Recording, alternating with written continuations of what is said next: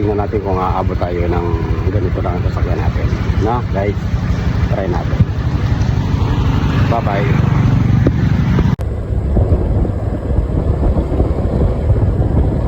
Papunta tayo sa Berong, galing tayo dito sa Tabon. Ngayon hindi natin alam kung gaano kalayo.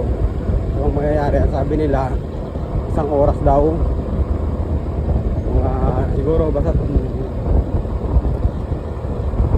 bago siguro mag 1 oras, hindi lalagpas ng 1 oras nandun tayo sa Berong, kung tawagin ay overlooking ringbo,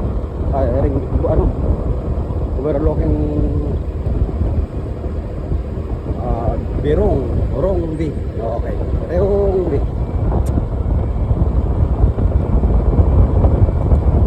Ang ganda ng kalsada guys, so parang walang ka-pimples.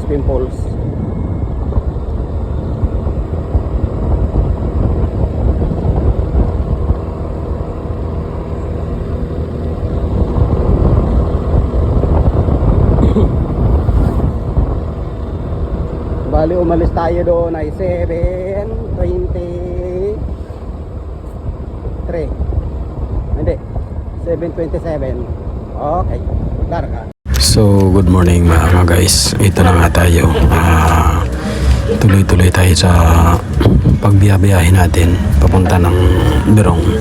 Kasi ngayon ko nga lang rin nasubukan na pumunta dito, kasi hindi naman talaga ako nakakapunta dito kahit kailan. So bali first time po natin mga guys na pasyalan yung sinasabi nilang overlooking, yung sa Barangay Berong dito sa probinsya ng Palawan. So mga guys, talagang sulit yung biyahe.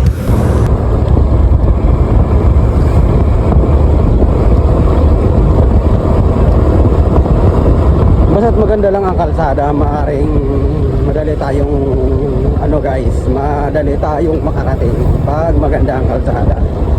Ang mahirap lang na ito kung ang kalsada mga guys, ibang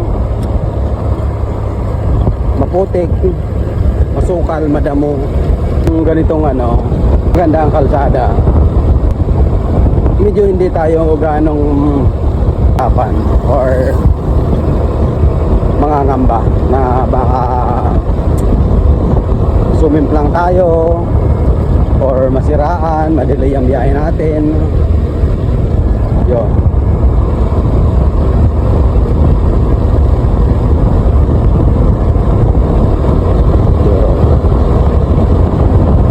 Sikat kasi yan sa mga rider dito, yung Berong na sinasabi nila, pinapasyalan nila dito sa Rongbi, Quezon, Palawan.